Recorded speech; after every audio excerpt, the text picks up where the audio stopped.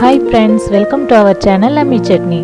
இன்னைக்கு Sunday ஸ்பெஷல்ல road side கடைகள்ல நம்ம விரும்பி வாங்கி சாப்பிடக்கூடிய மசாலா பூரியை அதே டேஸ்டோடையே வீட்லயே ஈஸியா எப்படி செய்யறதுன்னு பார்க்க போறோம்.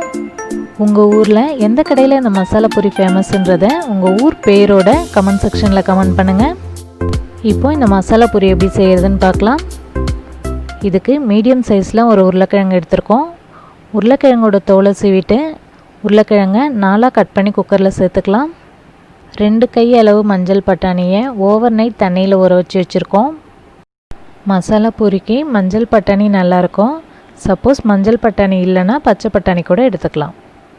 இப்போது பட்டாணியெல்லாம் குக்கரில் சேர்த்துட்டு இதுக்கு தேவையான அளவுக்கு உப்பு சேர்த்துக்கலாம். இதில் 2 டம்ளர் அளவுக்கு தண்ணி விட்டு குக்கரை மூடி வச்சு 4 விசில் வச்சு வேக வச்சுக்கலாம். பட்டாணி வேகட்டும், அதுக்குள்ளே நம்ம மசாலா ரெடி பண்ணிடலாம். இதுக்கு ஒரு வாணலில் 1 ஸ்பூன் அளவுக்கு எண்ணெய் விட்டு எண்ணெய் சூடானதும் 1/2 ஸ்பூன் அளவுக்கு பெருஞ்சீரகம் சேர்த்துக்கலாம். பெருஞ்சீரகம் பொரிஞ்சதும் இதில் சேர்க்கறதுக்காக ஒரு பெரிய வெங்காயம், 1 தக்காளி, 3 பச்சை மிளகாய், 6 பல் பூண்டு, 1 துண்டு இஞ்சி இதெல்லாம் கட் பண்ணி வச்சுருக்கோம். இதில் தக்காளியை தவிர மீதி எல்லாத்தையும் ஒன்றா சேர்த்து லைட்டாக வதக்கிக்கலாம். மசாலா பூரி நல்லா வர்றதுக்கு ரொம்ப முக்கியம் நம்ம செஞ்சுக்கிட்டு இருக்க இந்த மசாலா தான். சரியான அளவில் பொருள் சேர்த்து செஞ்சால் தான் கிரேவி நல்லாயிருக்கும். வெங்காயம் லைட்டாக வதங்கின உடனேவே தக்காளியை சேர்த்துக்கலாம். தக்காளி வதங்கினதும் ஸ்டவ்வை ஆஃப் பண்ணிவிட்டு அதுக்கப்புறம் 2 ஸ்பூன் அளவுக்கு பொட்டுக்கடலை சேர்த்துக்கலாம். இது கூட 1 கை அளவுக்கு கொத்தமல்லி தழை சேர்த்து இந்த சூட்லேயே லைட்டாக வதக்கிக்கலாம். இப்போது இதெல்லாம் நல்லா ஆறுனதுக்கப்புறமா மிக்ஸி ஜாரில் சேர்த்துக்கலாம். இதை அரைக்கிறதுக்கு தேவையான அளவுக்கு மட்டும் தண்ணி விட்டு நைஸாக அரைச்சி எடுத்துக்கலாம். மசாலா ரெடி ஆகிடுச்சு. இப்போ கிரேவி செய்கிறதுக்கு ஒரு வாணலில் கொஞ்சமாக எண்ணெய் சேர்த்துக்கலாம். எண்ணெய் சூடானதும் சின்ன சின்னதாக கட் பண்ண பெரிய வெங்காயத்தை 1 கை அளவு சேர்த்துக்கலாம். வெங்காயம் வதங்கினதும் பாதி தக்காளியை சின்ன சின்னதாக கட் பண்ணி சேர்த்துக்கலாம். வெங்காயம் தக்காளி நல்லா வதங்கினதும் இதில் 1/2 ஸ்பூன் அளவுக்கு மஞ்சள் தூள், 1 ஸ்பூன் அளவுக்கு வெறும் மிளகாய் தூள், 1 ஸ்பூன் அளவுக்கு மல்லித்தூள், 1 ஸ்பூன் அளவுக்கு கரம் மசாலா, 1/4 ஸ்பூன் அளவுக்கு ஜீரகத்தூள், கடைசியாக மசாலாவுக்கு தேவையான உப்பும் சேர்த்து லைட்டாக வதக்கிக்கலாம். இப்போ இதில் நம்ம அரைச்சி வச்சுருந்த மசாலா பேஸ்ட்டை சேர்த்து நல்லா கலந்து விட்டுக்கலாம். மசாலாவை நல்லா கலந்து விட்டு கொஞ்சம் நேரம் கொதிக்க வச்சிடலாம். இதில் சேர்க்கறதுக்காக நம்ம வேக வச்சு வச்சுருந்த பட்டாணியும் உருளைக்கிழங்கும் ரெடி ஆகிடுச்சு. மஞ்சள் பட்டாணியை இந்த அளவுக்கு நல்லா சாஃப்டாக வேக வச்சு எடுத்துக்கலாம்.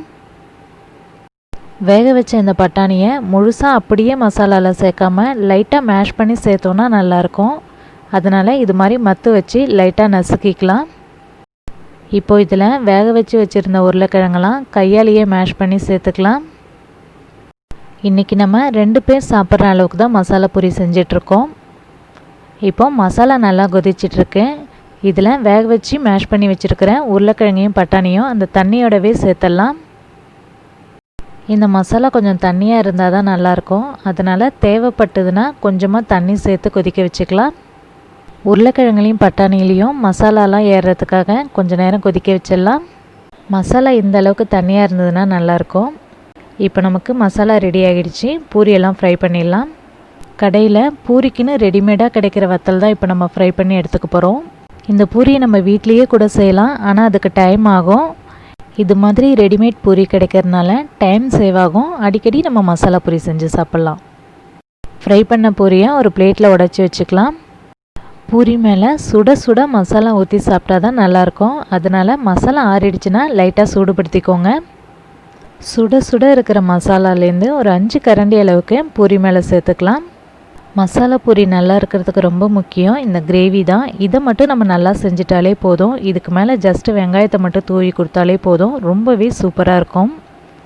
வெங்காயத்து கூடவே கொஞ்சமாக தக்காளியும் துருவன கேரட்டும் சேர்த்துக்கலாம்.